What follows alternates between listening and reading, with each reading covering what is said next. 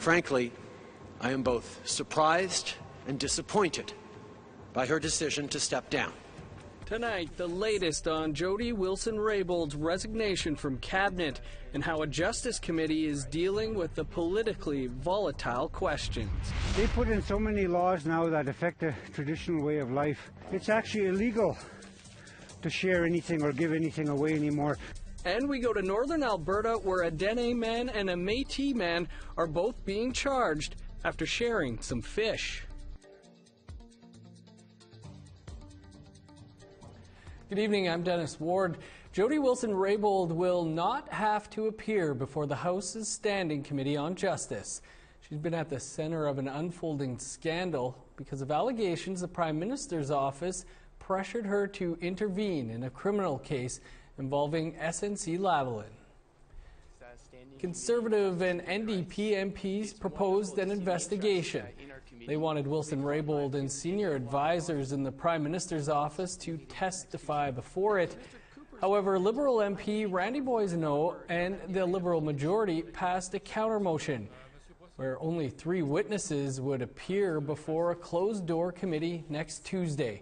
Wilson-Raybould and the senior advisors are not among the witnesses. Nearly 3-hour meeting was often contentious.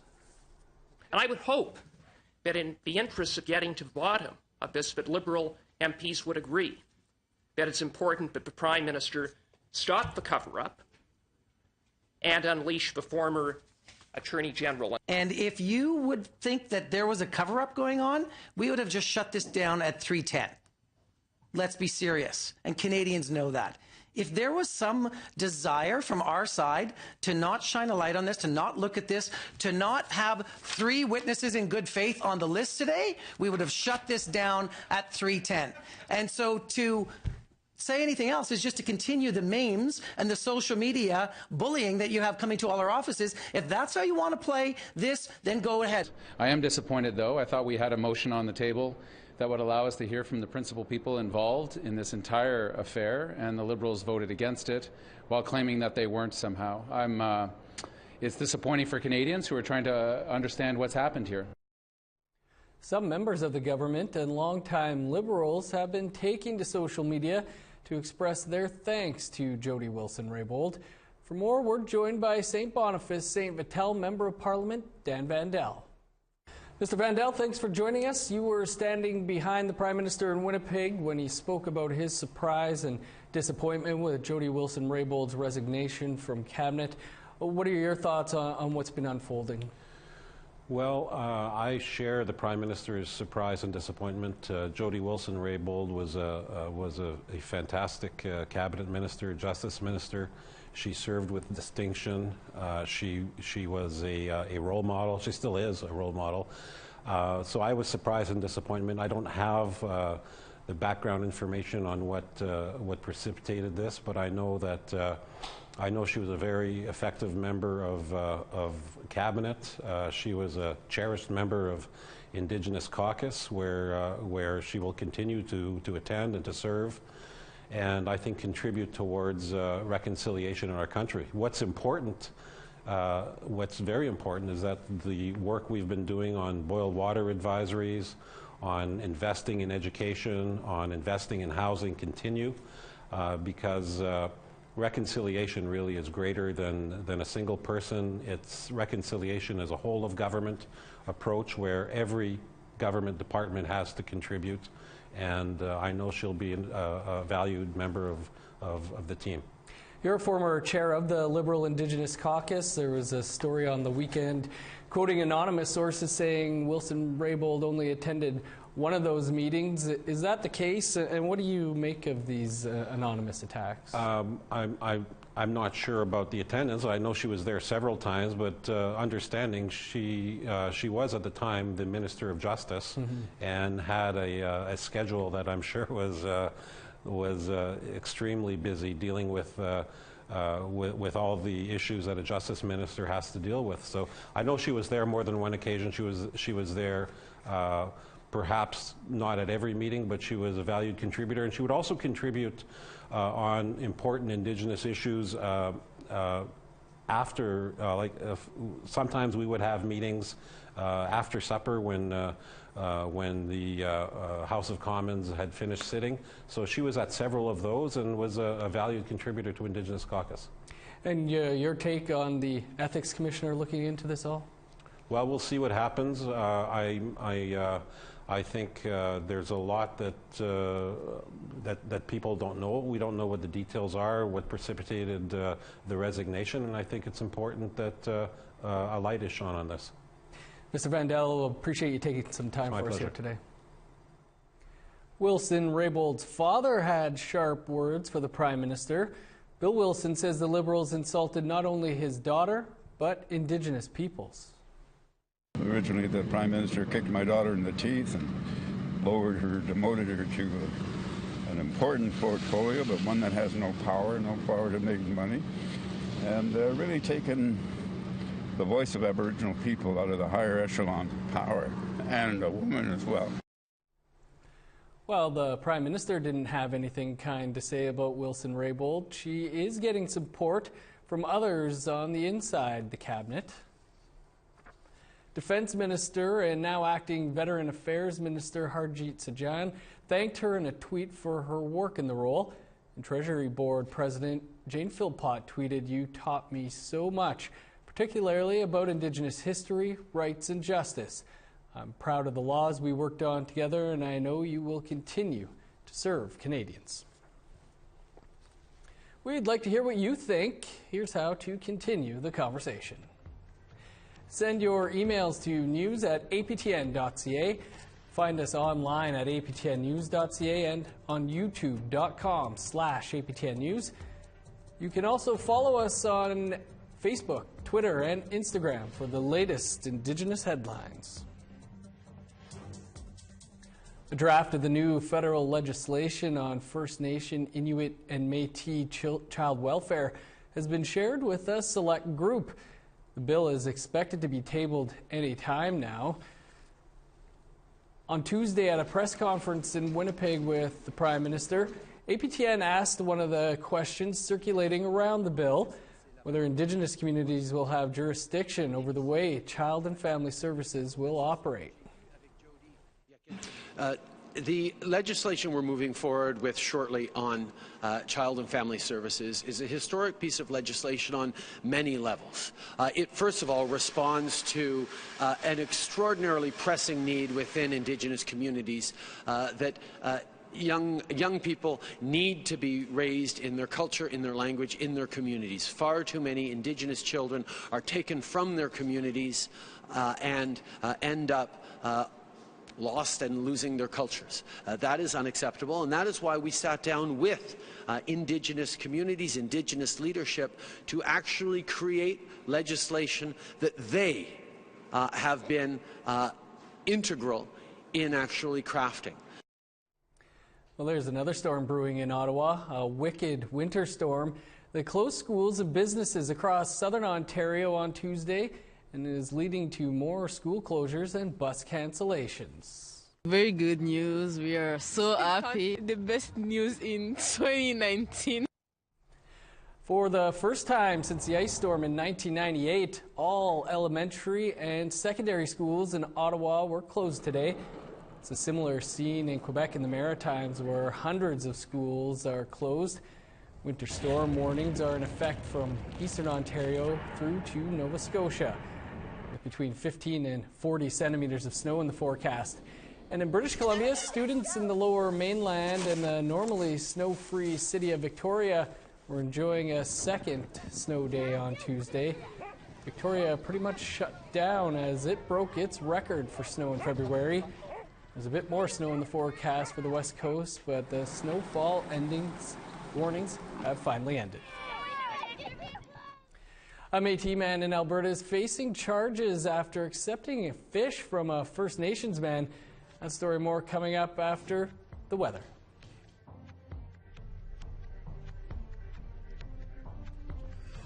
Here's a look at Thursday's weather forecast starting on the East Coast. -2 and snow for Halifax.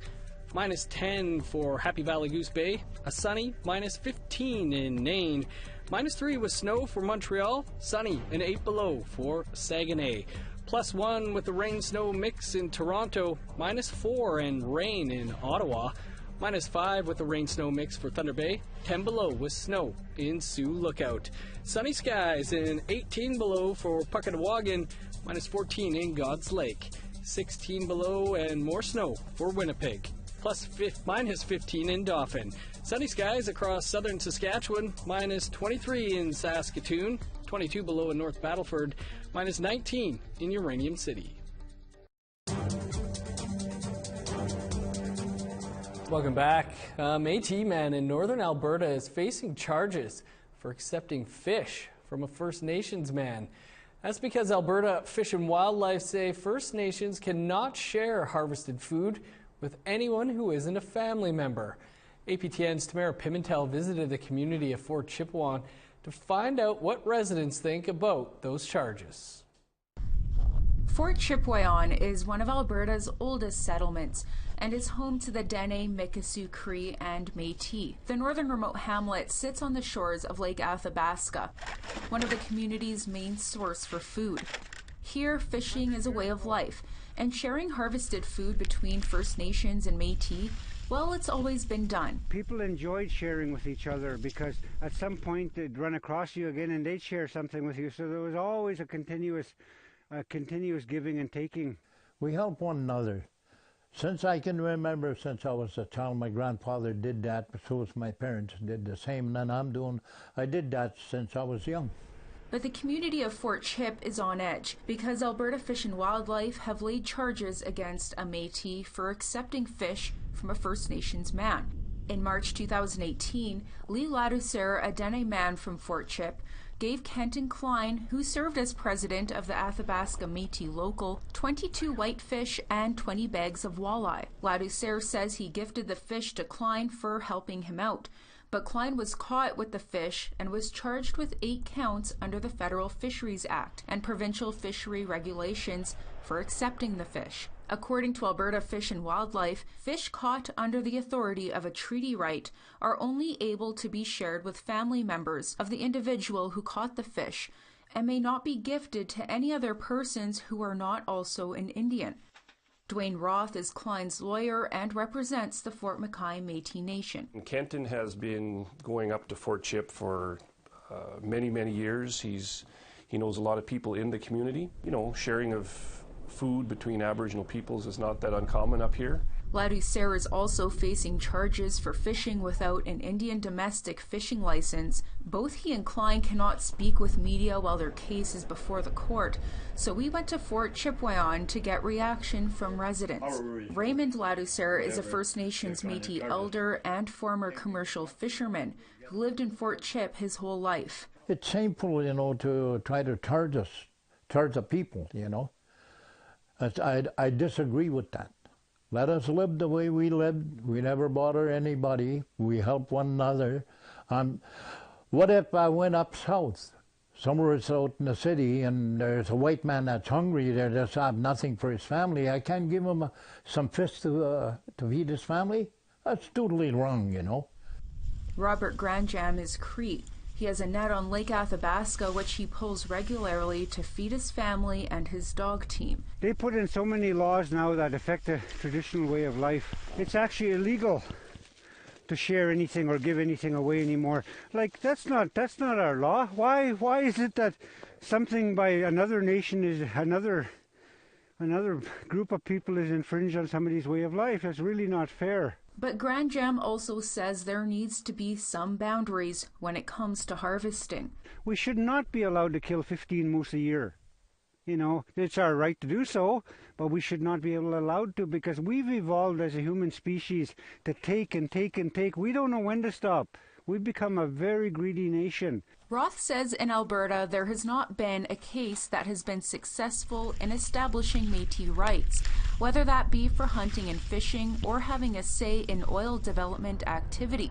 But this case could do just that. To have that precedent out there that there is these Métis rights in the heart of the billion-dollar oil sands industry will change the dynamic. It will provide Métis communities with a bit more leverage when it comes to dealing with oil sands industry. because they will be able to say, well, here's a case that establishes that we have Aboriginal rights in this area. A portion of the cost for this case will be covered by the Fort McKay Métis Nation, who is donating Roth's time. 23 trial days have been set aside for early 2020. Tamara Pimentel, APTN National News, Fort Chipewyan.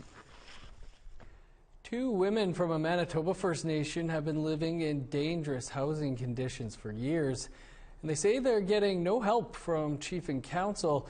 Ashley Branson brings us this. And then the rest is the mold. You can see the mold from here. See it? Oh my goodness. It sucks. It seriously does. Judy Lavisier and her sister Lorena Sinclair live in the community of Ebb and Flow First Nation, about 230 kilometers north of Winnipeg. These are the houses Lavisier and Sinclair live in. On the outside, they look like your standard housing, but on the inside, it's a different story. And then there's mold in here. You can see all that mold. Ebb and Flow is one of the communities washed out by a flood in June 2011. Lorena Sinclair recalls the day her family was told to evacuate. Counselors and a couple other helpers, they came and knocked on our door and told us that we had to leave. We didn't have that much time to pack anything, so we just grabbed what we needed. When the flood happened, Canadian Red Cross swooped in to help find shelter for those affected by the flood, including the families of Lavisier and Sinclair. But about 4 months later, the sisters say their mother wanted to go home because of her health issues, so they followed her. The Bannon Council allowed the family to live in this log house from 2011 to 2014. Sinclair says because their houses were affected by the flood, they hoped their houses would be replaced. But that didn't happen. When the sisters asked about it, they got a response they weren't happy to hear. When those houses were done, we asked for the keys.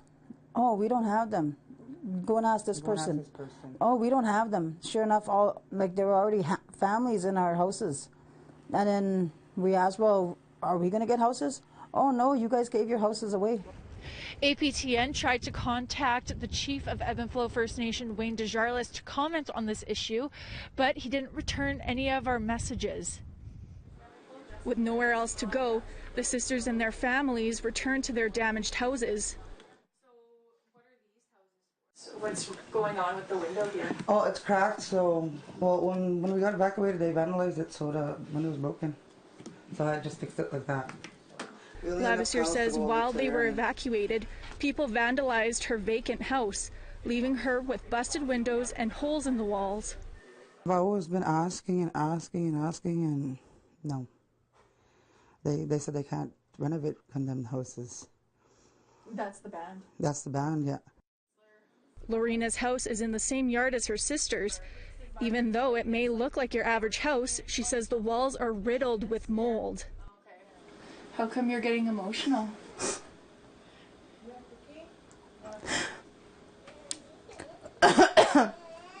Like, I don't care about myself.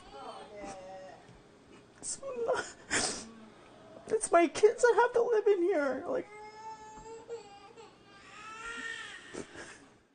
APTN requested an interview with the Grand Chief of Southern Chiefs Organization, Jerry Daniels, to discuss this housing issue and other concerns many First Nations face. But in an email from the SCO Communications Officer, it simply states, "We will decline the interview request." Ashley Branson, APTN National News, Ebb and Flow First Nation. Well, housing was front and center on today's episode of In Focus. Highlights coming up after the break, but first, here's a story we're working on. I'm Kent Driscoll in Iqaluit, and that is the Baffin Correctional Centre, recognized as one of the worst prisons in Canada. It's the kind of place people want to get out of, not enter.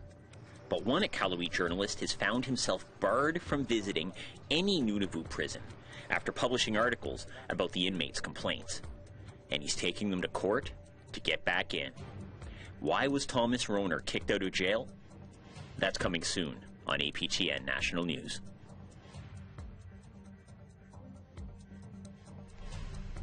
Here's a look at the rest of Thursday's weather forecast, picking back up in northern Alberta, where it's pretty sunny, minus 23 for Grand Prairie. In Medicine Hat, minus 19 under sunny skies, 20 below in Edmonton. Plus 3 and sunny for Vancouver and Victoria, minus 12 and snow for Fort Nelson, minus 8 in Smithers. In the Yukon, minus 12 for Old Crow and Rock River, minus 16 in Watson Lake. Minus 12 with snow for Fort Liard and Trout Lake, minus 7 for Wrigley, minus 9 for Paulatuck and Colville Lake. In Nunavut, minus 27 in Repulse Bay, minus 26 for Baker Lake, minus 31 in Arctic Bay, 28 below in Joe Haven.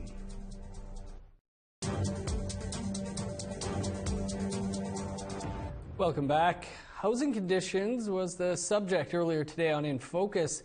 What needs to be done to help communities deal with mold and the illnesses related to exposure? And we spoke with the mother of a boy who is now in palliative care due to what's believed to be exposure to mold in his school.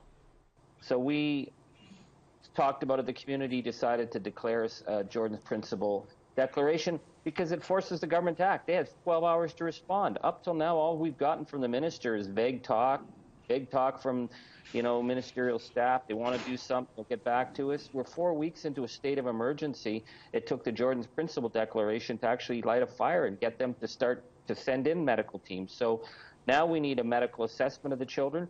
But how are we going to put the children back into mold-infested homes? They're going to continue to get sick. So we need the government to get serious about this being an emergency. It's not something that they're going to get to one day. They need to get to it now, and that's what we haven't seen from Seamus O'Regan or his staff. Councillor Spence, the minister, Seamus O'Regan, has pledged to come to the community. How important is that to have the minister visit the community and see what's happening? It's very important because he needs to see it for himself firsthand what we're facing and what we're causing, because it is a big issue. And if he says it's important to him and he hears us loud and clear, I don't see why he's not here yet. When it comes to your child, you'll do anything. And anything in your power to make sure your child's with you and to figure out exactly what's wrong with your son. Because we want answers. Why is my son deteriorating? Now that they can't do nothing for my son, we spoke to the palliative care unit to do an autopsy on him, and now we found out the pathologist is going to be doing that. We're going to be bringing my son home in a casket instead of bringing him home alive. And it's hard to deal with that. As a mother of losing children before.